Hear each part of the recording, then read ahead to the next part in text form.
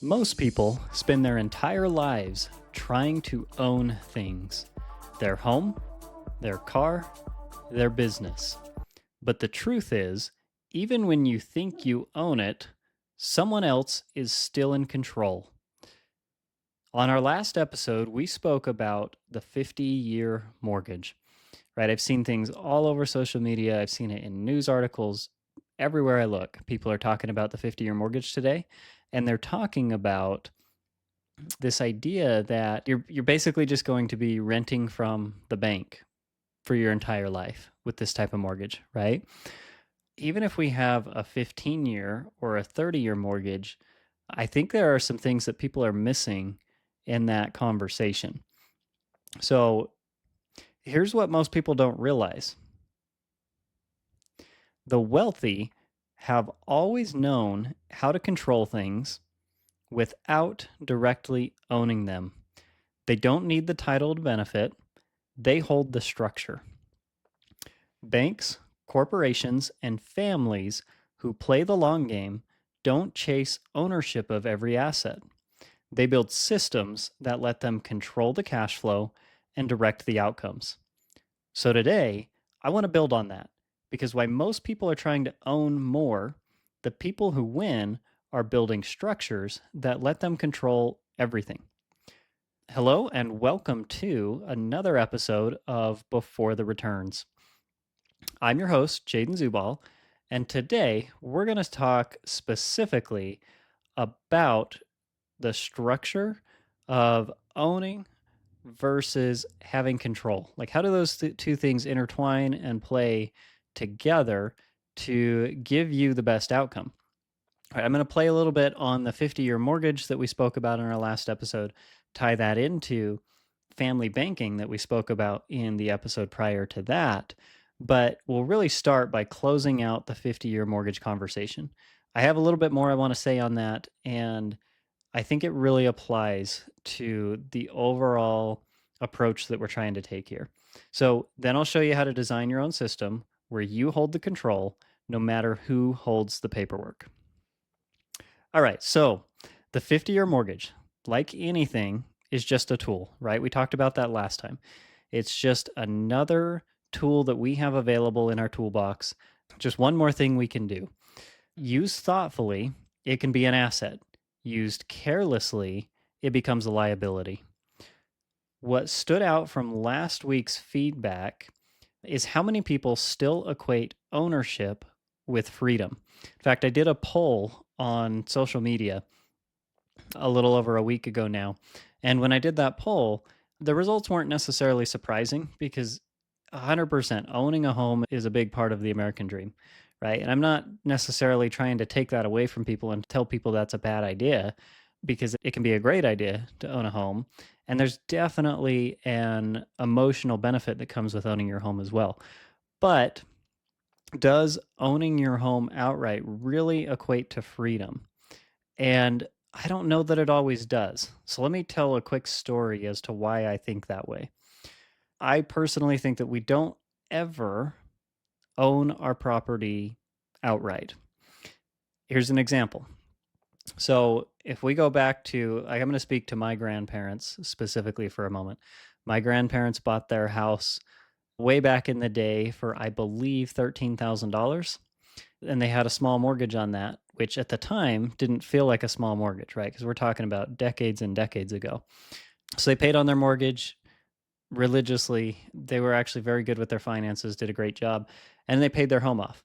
Well, by the time they paid their home off, the property taxes and insurance were a greater monthly payment or annual payment, however you decide to pay that. But in their case, they were a greater monthly payment than the original mortgage payment was by itself, right? So sure, you eliminate the mortgage payment, but guess what? If you don't pay your property taxes, you can still lose your home. And hopefully not in all cases, but in some cases you can. In fact, I just read an article today that was posted on The Sun, just a news outlet that I read online.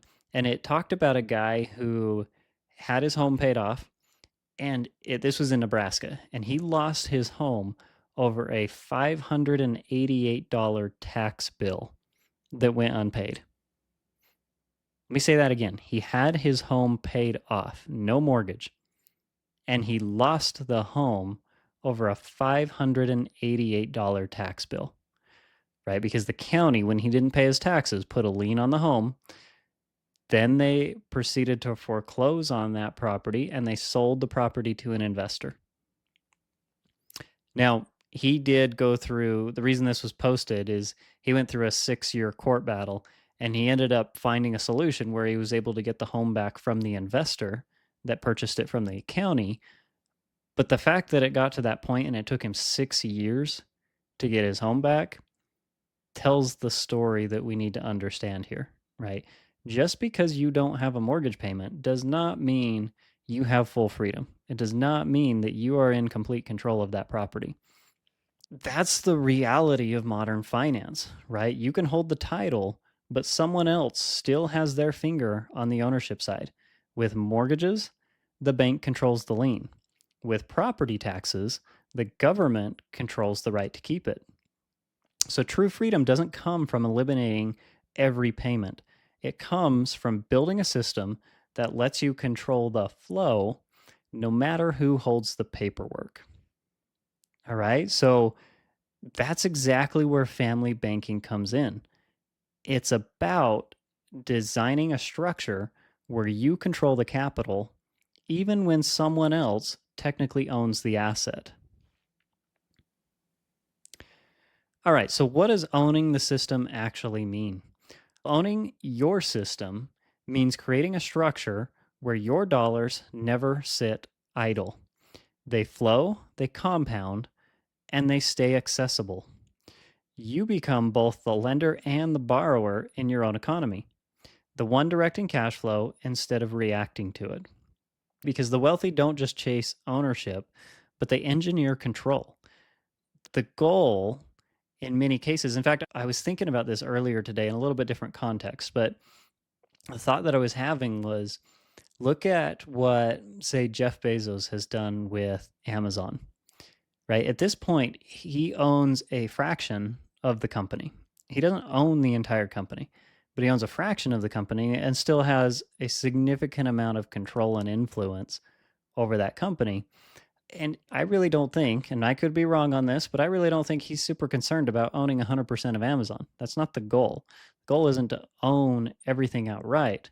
It's the fact that he has control and still gets to earn a really good living off of it, but he doesn't need to own every piece of the company. And that's very common with companies, right? There's a lot of companies. I have part ownership in companies that the goal is not to own the entire company. It's just to have a little bit of control and influence over that business, right? We don't have to own everything to have control. The first step in building your family banking system isn't buying an insurance policy, right? We've talked about how family banking is structured around whole life insurance, but that's not even the first step. In order to make family banking work, you first have to have some clarity, right? What is the system meant to serve? What is it meant to do for you, for your business, for your real estate, for your family's future, and for your retirement? Family banking is a lot more encompassing than just let's put a life insurance policy in place and put money in it. The structure has to be built around purpose, not product, right? Let's go back to that line I use on every single episode. I say it for a reason, but money is a tool and purpose is the goal, right?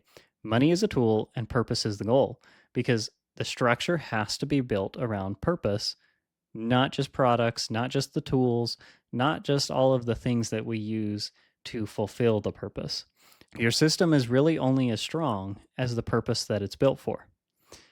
Now, once you know the purpose, the structure follows.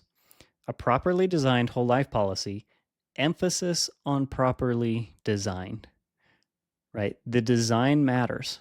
The way that you put this together will influence the outcome that you get, period. It has to be done the right way. That is the foundation. You fund it like a savings type system, not speculation. We can show with contractual guarantees, and then we can also show what it looks like if you throw some dividends on there. But the value is in the guarantees in these systems, right? This is a financial foundation. This is not an investment. The goal isn't just to fund the policy, it's to make it part of your actual cash flow. It's to make it a normal, everyday part of what you're doing with your finances. We talked at the very beginning of my podcast. If you go back to some of the first couple of episodes here, I talked about having a cash flow system where money comes in and we do it in normal financial systems. For a lot of people who budget, I think we do it backwards sometimes, where money comes into your checking account and then you allocate to all of your bills and then you allocate a little bit to savings. What I would suggest doing is having the money come into a single account, but that account that it comes into is not the account that you use to pay your bills. So then you transfer the money from there to your expense account. And what stays in that account is your savings. So this is more of a savings first strategy, right? And now we can implement the whole life into that bucket. I'm going to even keep a little bit extra in that bucket, but typically this enables people to save 20, 30, if not 40% more than they're used to saving, because you're pushing money over for your expenses instead of just letting all of your expenses drag against your income automatically. So there's a lot of psychology that goes into how we use our money to better influence the outcomes that we get. Okay. Again, the goal isn't just to fund a policy, but it's to make it an actual part of your cash flow. Use it for business reserves, family expenses, and investments, anywhere you'd normally let cash sit idle.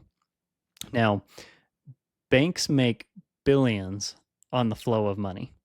Family banking lets you capture that movement inside of your own world. So you're creating a system that operates similarly and lets you capture some of the benefits of money movement. And then finally, we have to spend just a brief minute here and talk about stewardship, right? I feel really strongly about this idea. I really believe in the idea of creating a better legacy than just money. Legacy is not just about passing on money to somebody someday. Legacy is about ideas and concepts and values and the things that really matter in life. And then the money is just, again, the tool that supports those things. So it's really important to not only do this for ourselves, but to teach our family the same systems and concepts. The reason why the Rockefeller family up on the wall here, the reason why they've done so well is because this is from what I can see, this is like a primary value in the family. It's we do things together and we have family meetings and we talk about money and we talk about what these things mean and how they work, because how do you expect your family to be any good at managing their money if whatever you do is hidden from them, right? It's important to share that. So wealth dies when purpose disappears, but stewardship keeps both alive. All right, so if the 50-year mortgage conversation was about seeing how banks use time and control, this episode is about learning to do the same for yourself. All right, the wealthy control through design, not possession, and family banking is how you start doing the same.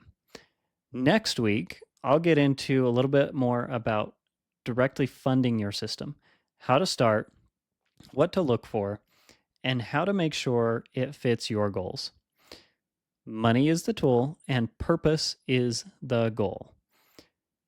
So if you enjoyed this episode, please give it a like, a share, a follow, pass it on to friends and family, people that you feel could get some value from this type of conversation. And please support the channel. Anything that you do there helps us grow immensely and is very much appreciated. With that, I look forward to catching you on the next episode.